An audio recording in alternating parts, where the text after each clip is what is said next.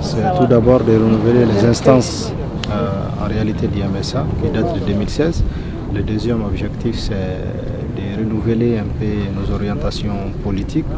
Et le troisième objectif, c'est d'essayer vraiment d'apporter une nouvelle touche, une nouvelle démarche à la stratégie d'IMSA qui consiste désormais à donner une place à ce qu'on appelle les genres, c'est-à-dire les femmes.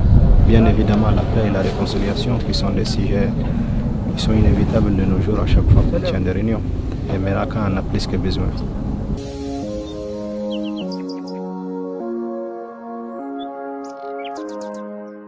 En réalité, la situation de notre pays n'est pas très réjouissante. Moi, je compare toujours le Mali à un grand corps malade.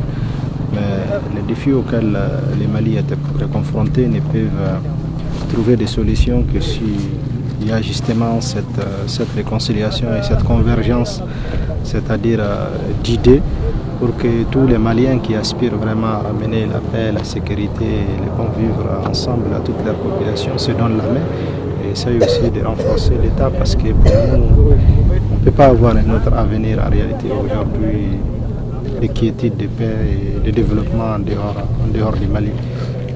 C'est vrai que notre pays est dans une situation extrêmement difficile. L'accord de paix qu'on a signé de 2015 à nos jours ne connaît pas des avancées extraordinaires.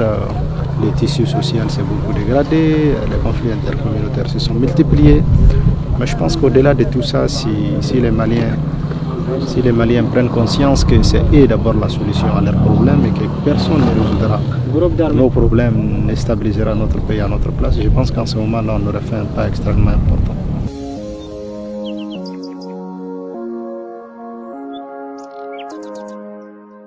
L'armée reconstituée, j'espère que ça ne va pas redevenir comme ce qu'on a vécu avec l'échec des MOC. Parce qu'en réalité, je dirais, à part le côté officiel où les gens ont des matricules, ils sont officiellement intégrés, ça me fait penser à la même chose. J'espère quand même que les gens qui ont été intégrés dans l'armée malienne joueront pleinement leur rôle et qu'ils vont en réalité s'attacher et s'adonner à leurs tâches, c'est-à-dire servir au sein des forces armées et de sécurité. L'armée reconstituée, en réalité, dans la phase actuelle, c'est vrai qu'elle suscite beaucoup d'espoir.